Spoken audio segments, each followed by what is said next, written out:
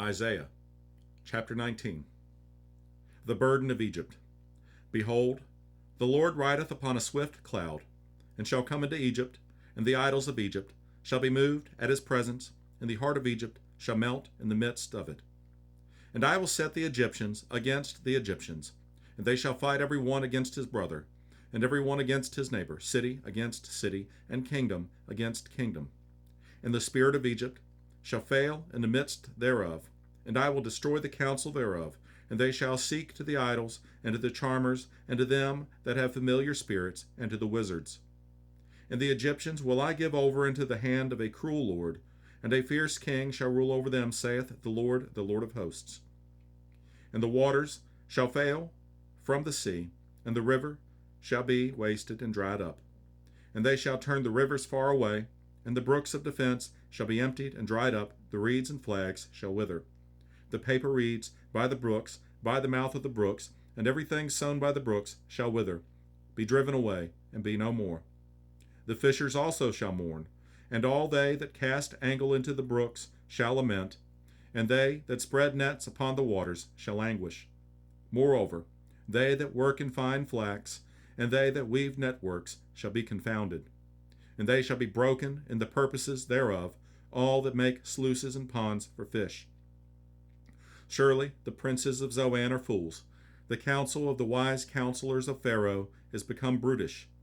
How say ye unto Pharaoh, I am the son of the wise, the son of ancient kings? Where are they? Where are thy wise men? And let them tell thee now, and let them know what the Lord of hosts hath purposed upon Egypt. The princes of Zoan are become fools. The princes of Noph are deceived. They have also seduced Egypt, even they that are the stay of the tribes thereof. The Lord hath mingled a perverse spirit in the midst thereof, and they have caused Egypt to err in every work thereof, as a drunken man staggereth in his vomit. Neither shall there be any work for Egypt, which the head or tail, branch or rush may do. In that day shall Egypt be like unto women, and it shall be afraid and fear, because of the shaking of the hand of the Lord of hosts, which he shaketh over it. And the land of Judah shall be a terror unto Egypt. Every one that maketh mention thereof shall be afraid in himself, because of the counsel of the Lord of hosts, which he hath determined against it.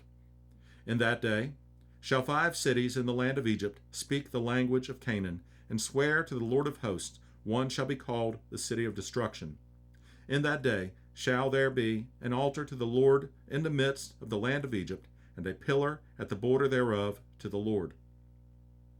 And it shall be for a sign and for a witness unto the Lord of hosts in the land of Egypt, for they shall cry unto the Lord because of the oppressors, and he shall send them a Savior, and a great one, and he shall deliver them. And the Lord shall be known to Egypt, and the Egyptians shall know the Lord in that day, and shall do sacrifice and oblation. Yea, they shall vow a vow unto the Lord and perform it. And the Lord shall smite Egypt, he shall smite and heal it. And they shall return even to the Lord, and he shall be entreated of them, and shall heal them. In that day shall there be a highway out of Egypt to Assyria, and the Assyrian shall come into Egypt, and the Egyptian into Assyria, and the Egyptians shall serve with the Assyrians. In that day shall Israel be the third with Egypt, and with Assyria, even a blessing in the midst of the land, whom the Lord of hosts shall bless, saying, Blessed be Egypt, my people, and Assyria, the work of my hands, and Israel, mine inheritance.